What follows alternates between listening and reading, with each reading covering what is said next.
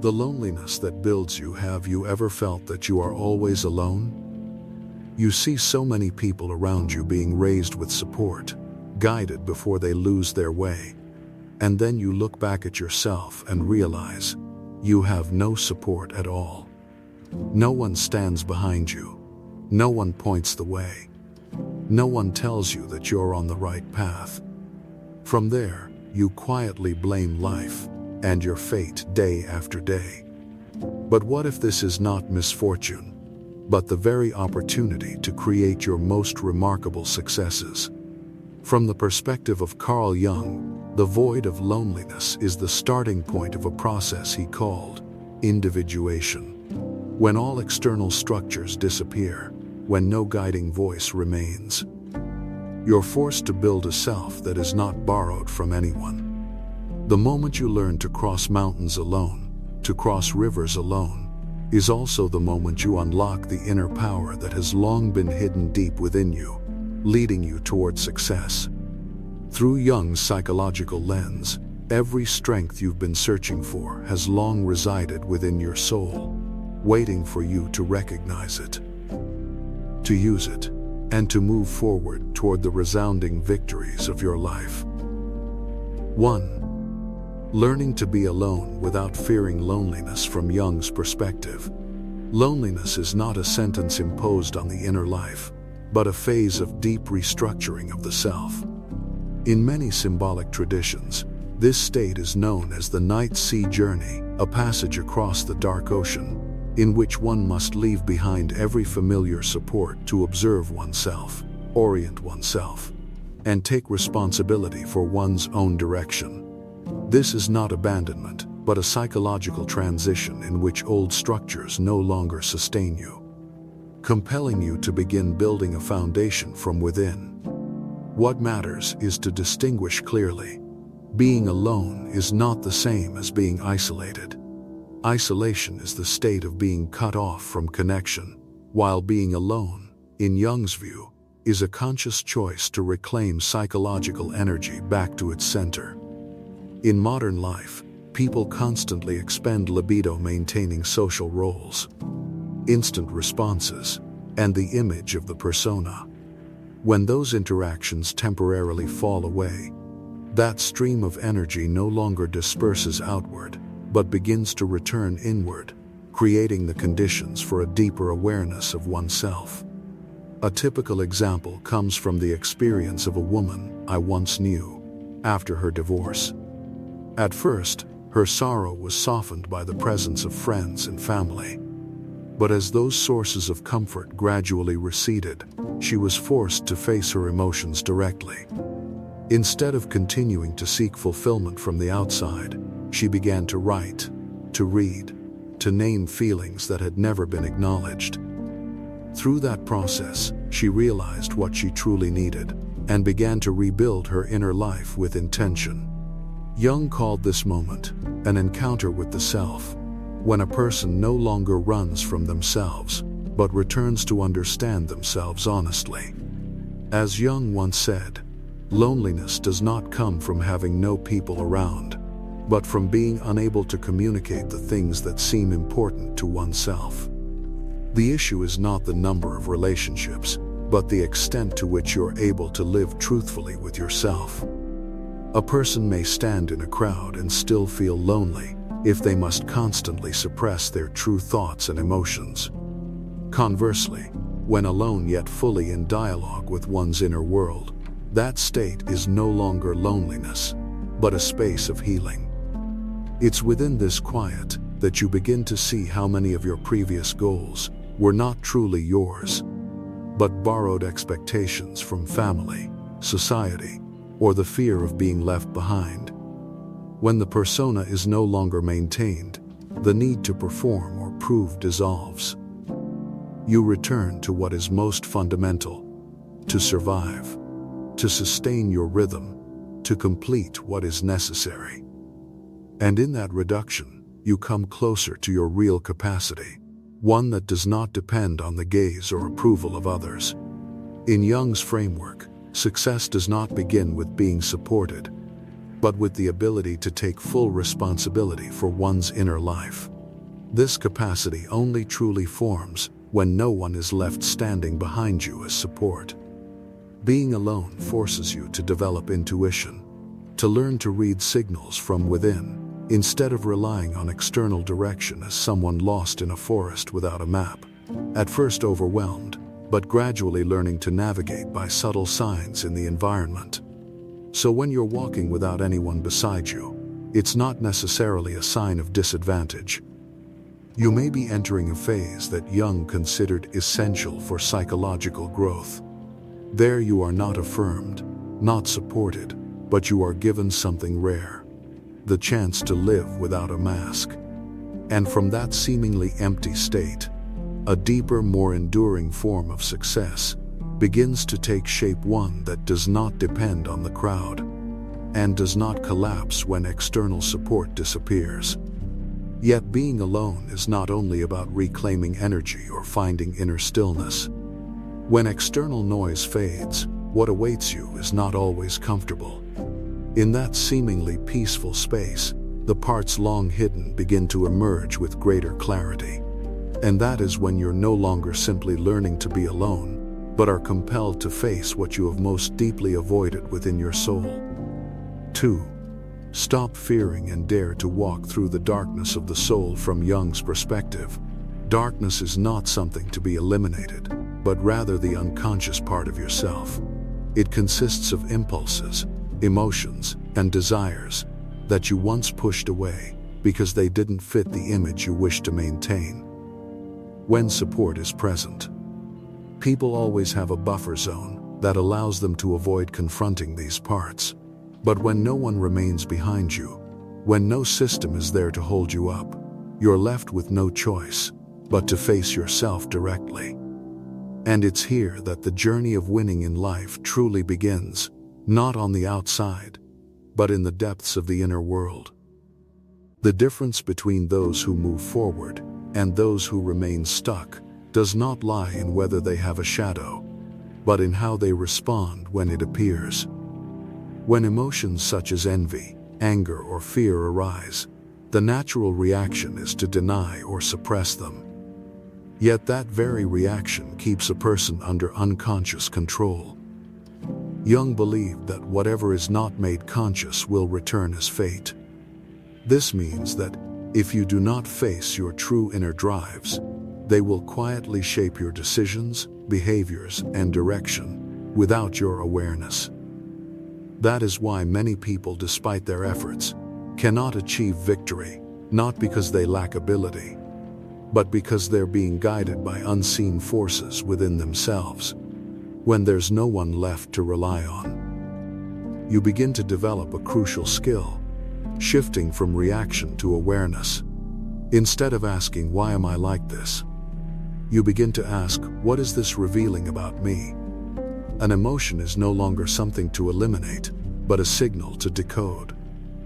Discomfort with others is no longer simply about them, but becomes a mirror reflecting parts of yourself you have yet to accept.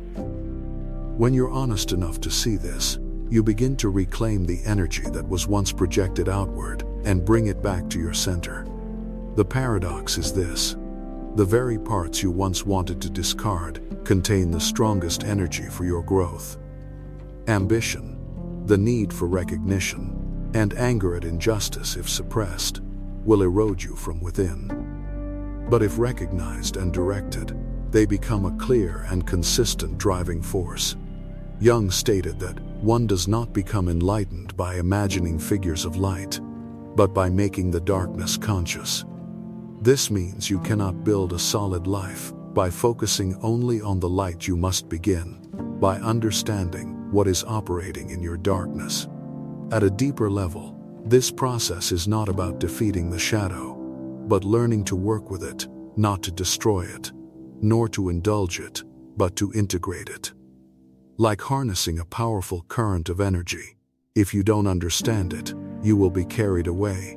If you can direct it, it becomes an advantage. And it is precisely this ability that forms a kind of strength rarely developed by those who are constantly supported the ability to master oneself in any circumstance. In the end, victory in life without support is not about moving faster or achieving more than others, but about no longer being pulled backward by unconscious forces. When you can stand firmly before yourself, knowing clearly where your actions come from, you no longer depend on external conditions to move forward. And in the journey of walking through the darkness alone, without validation, without applause, you gradually form a quiet yet decisive advantage, an inner strength solid enough to prevail even when no one stands behind you. And when you dare to face the darkness, another truth begins to reveal itself. Awareness alone is never enough. The greater challenge is not in seeing clearly what is happening within, but in learning to remain with it without collapsing. And it's at this point that a more subtle capacity becomes necessary, the ability to support yourself when no one else can do it for you. 3. Learning to comfort yourself from a very early age. Human beings grow accustomed to seeking comfort from the outside. When hurt, we need someone to listen. When disappointed, we wait for recognition. When exhausted, we hope someone will lift us back up. But on the journey of winning in life without support, the question is no longer who will be there for you, but whether you can be there for yourself. Because if your entire system of comfort depends on others, then the moment you must walk alone is precisely when you become most fragile. From Jung's perspective, psychological crises do not arise only from circumstances, but from not knowing what to do with the pain within. Self-compassion is not about denying emotions or forcing yourself to be okay. It is the ability to stay with yourself, without judgment, without avoidance. When you lack support, emotions such as failure, doubt, and exhaustion appear more often, not less. If each time this happens you only criticize yourself, push yourself to be stronger, or force positivity, your inner world gradually becomes a place of tension, where you are both the one enduring and the one applying pressure. A very common sign of not knowing how to comfort yourself is dependence on external stimulation. People constantly turn to their phones, motivational content, advice, or work to escape inner discomfort. These bring temporary relief, but, in the long run, weaken emotional regulation. In contrast, those who can prevail without support can sit with a bad day without needing to fix it immediately. They allow sadness to exist, allow disappointment to be present. And it's this acceptance that prevents emotions from exploding just to be noticed. Jung once wrote that the acceptance of oneself is the essence of the whole moral problem and the epitome of a whole outlook on life. At its deepest level, self-comfort is the result of self-acceptance. When you accept that you can be weak, can be wrong, can lose your way, you no longer need to punish yourself whenever you fall short of expectations. Comfort no longer comes from empty reassurances, but from something far more stable. No matter what happens, you do not abandon yourself. In practice, this capacity shows up in small but powerful ways that reshape the entire inner world. It's how you speak to yourself after a mistake, choosing fairness instead of harsh criticism. It's allowing yourself to rest without guilt, or simply acknowledging, today I am not okay, and that does not make me less worthy. When these actions are repeated, you gradually build an inner support system to replace what you don't receive from the outside. In Jung's analysis, those who cannot comfort themselves often carry a harsh inner voice, like an internalized parent that constantly judges and demands. Without external support, that voice becomes even more ruthless, pushing a person into self-attack. Learning to comfort yourself means building an inner structure that is firm enough not to collapse into indulgence, yet compassionate enough not to destroy itself. This becomes the foundation that allows you to keep moving forward without needing anyone behind you. Victory in life without support does not require you to always be strong, but to know how to recover. And that recovery does not come from avoiding pain, but from returning to care for yourself after every impact. When you can comfort yourself, you no longer depend on whether the world understands or recognizes you. At the deepest level, you already have a support that cannot be taken away. And from that quiet stability, you continue forward without support, yet still strong enough to prevail. When you stop running from your emotions, when you no longer need to numb your pain just to survive, something important begins to change. Pain is no longer only something to endure, but something that can be used. And from here, the journey moves beyond healing into a deeper phase, transforming those very wounds into a source of momentum. 4. Turning pain into momentum. Every person carries a form of wound within, whether from loss, rupture, or unseen failures. These pains rarely knock us down immediately. Instead, they exist quietly, seeping into thoughts and decisions, allowing us to continue living, but with a weight that is difficult to name, as if there's an invisible force within that slows each step, even while everything on the outside appears normal. From Jung's perspective, pain is not a deviation of the psyche, but an essential part of the process of growth. The issue is not whether we feel pain, but what we do with it. When people avoid, numb, or deny suffering, they unknowingly trap themselves in an outdated psychological structure. But when they're courageous enough to pause, observe, and engage with their pain, a process of transformation begins. Energy that was once suppressed no longer works against them, but gradually becomes a resource for rebuilding the self. As Jung said, "I am not what happened to me. I am what I choose to become." What has happened cannot be changed, but how you continue to live with it is where a new self is formed. If you look more deeply, pain is not only something to overcome, but a mechanism that forces you to redefine yourself. When what you once relied on collapses, what is truly being tested is not circumstance, but identity. If you have defined yourself through achievement, roles, or recognition, then when those disappear, you will feel lost. But it's precisely in that disorientation that a fundamental question arises.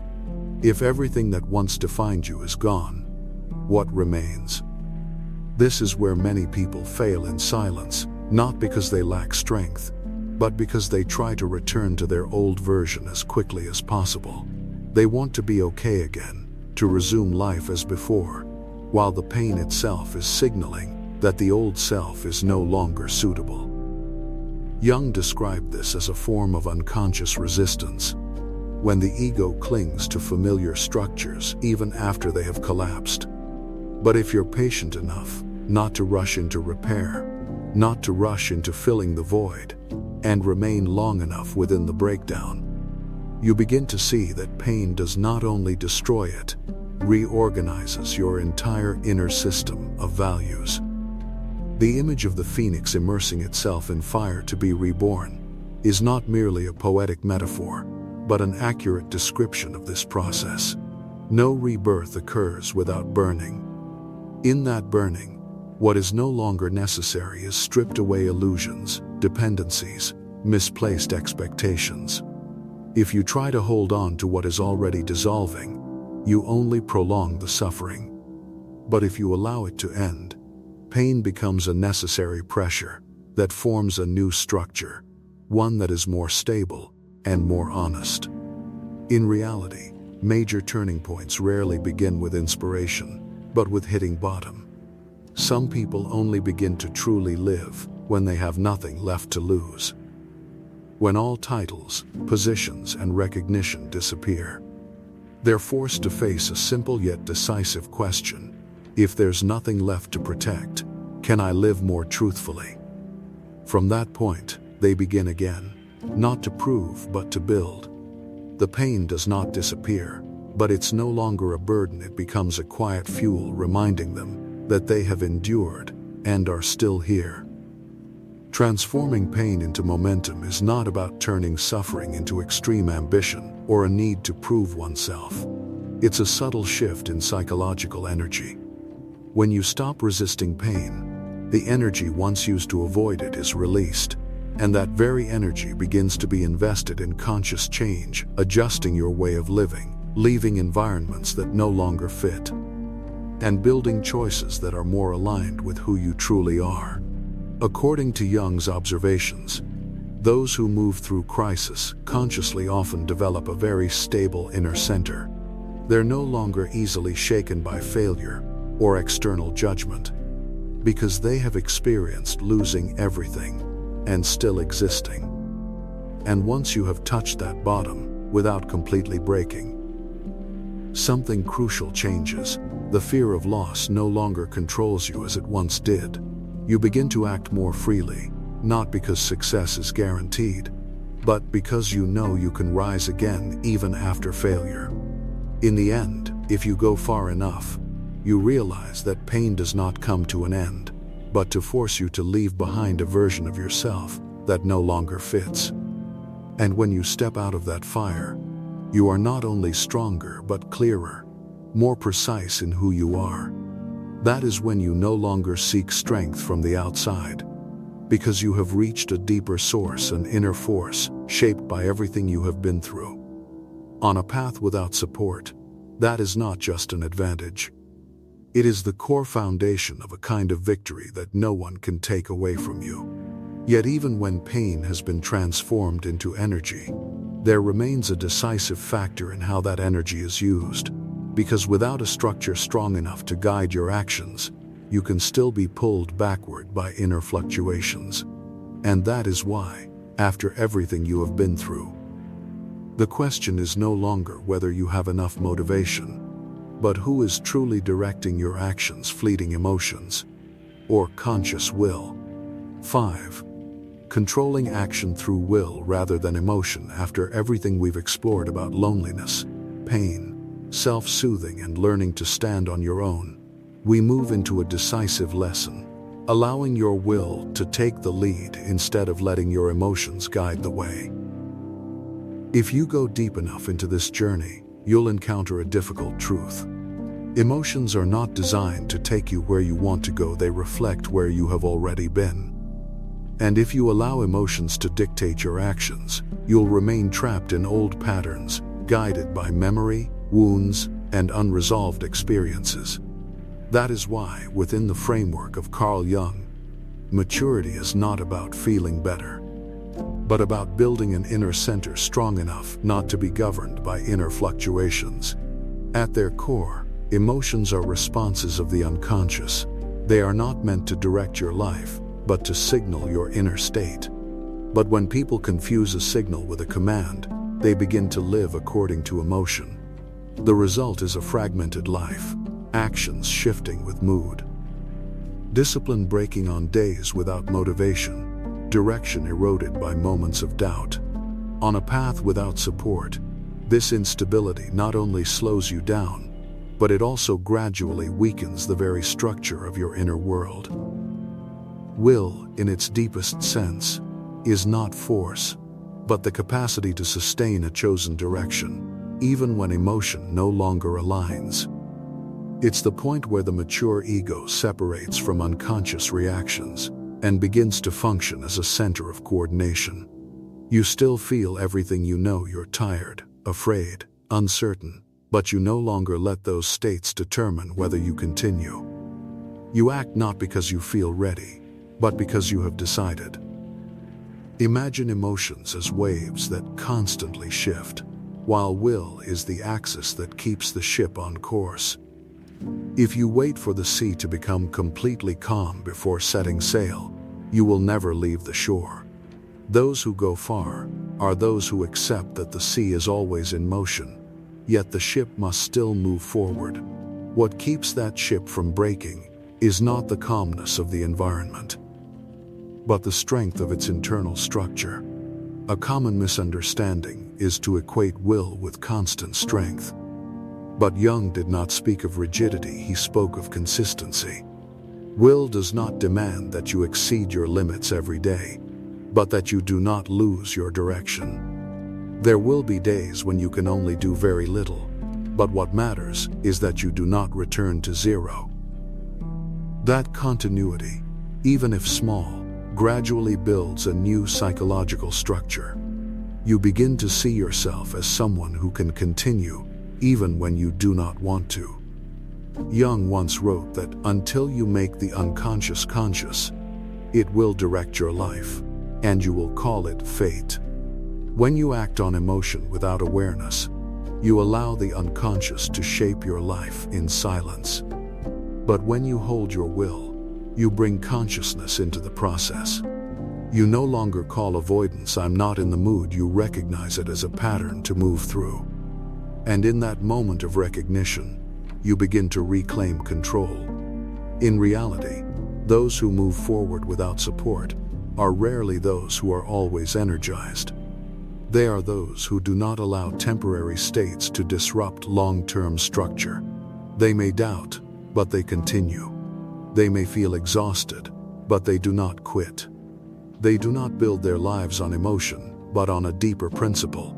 I am someone who continues regardless of my inner state. Emotions will always fluctuate.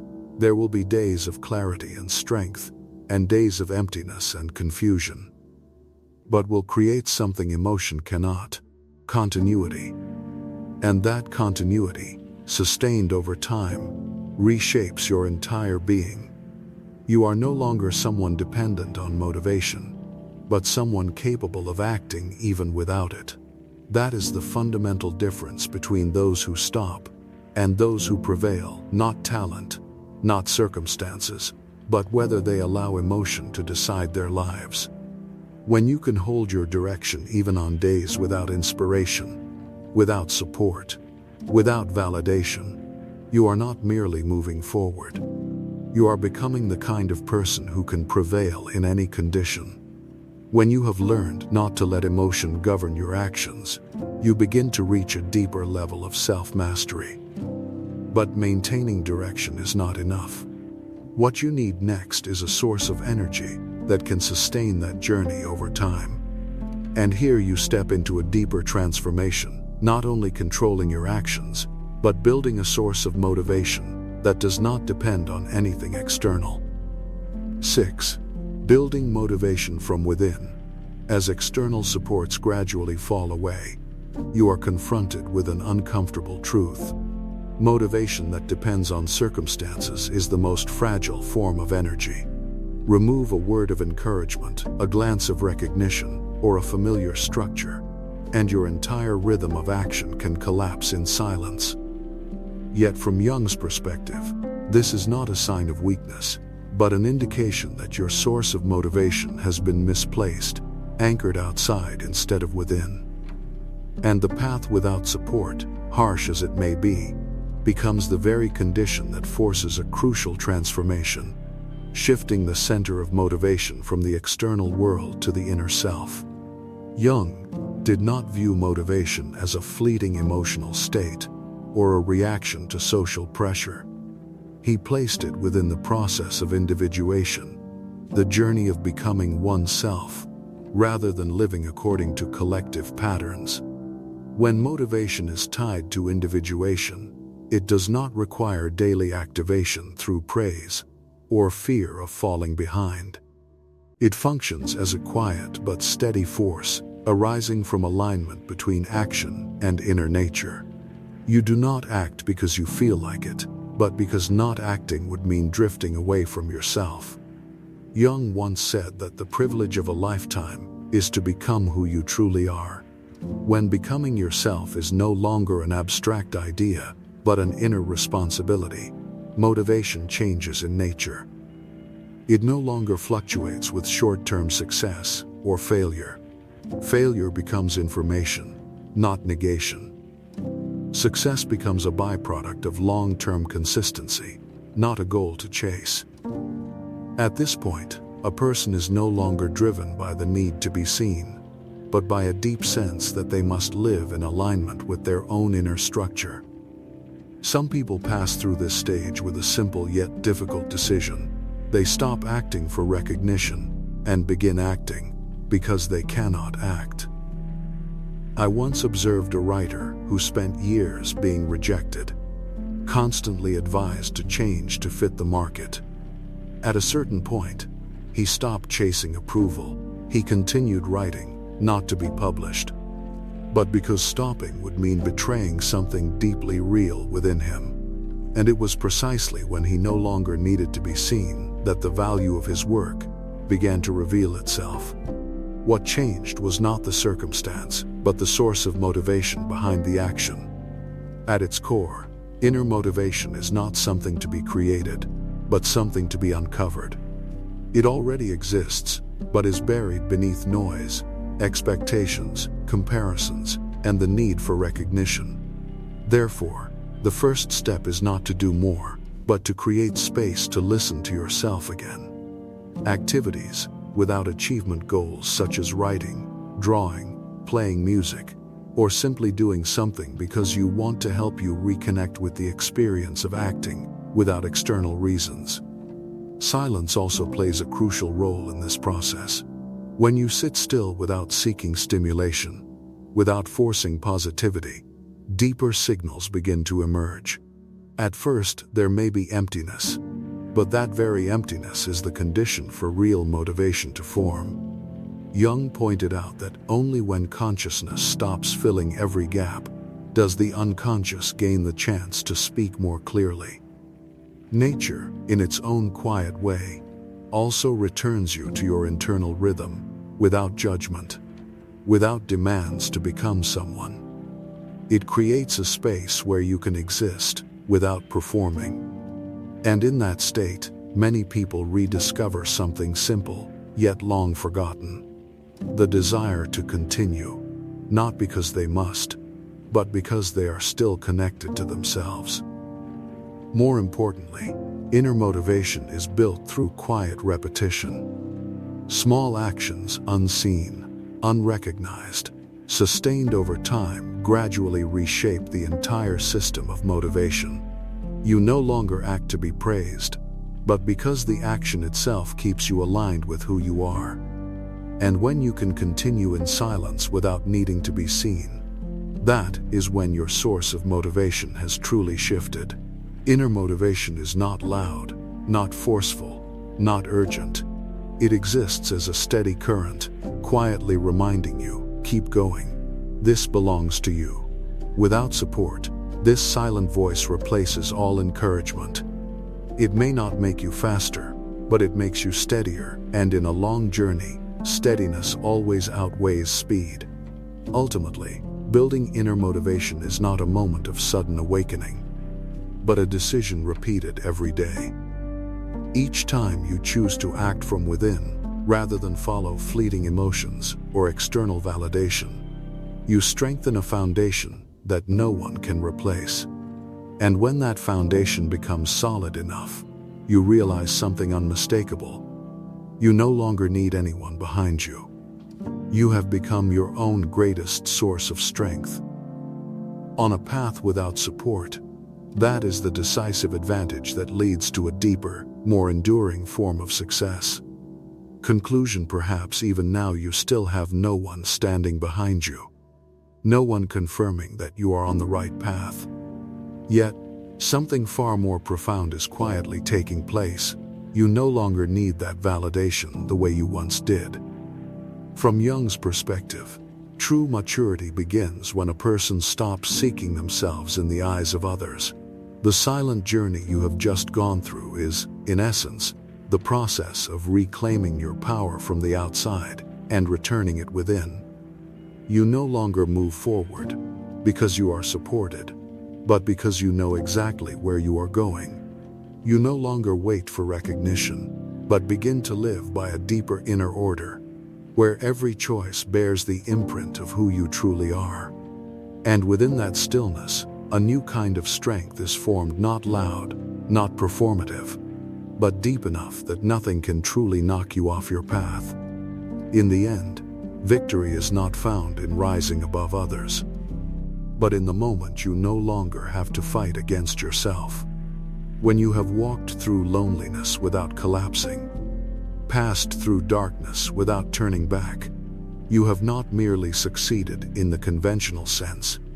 You have become someone else, entirely someone who can stand firmly on their own inner foundation, carrying that victory as a lasting force throughout a lifetime.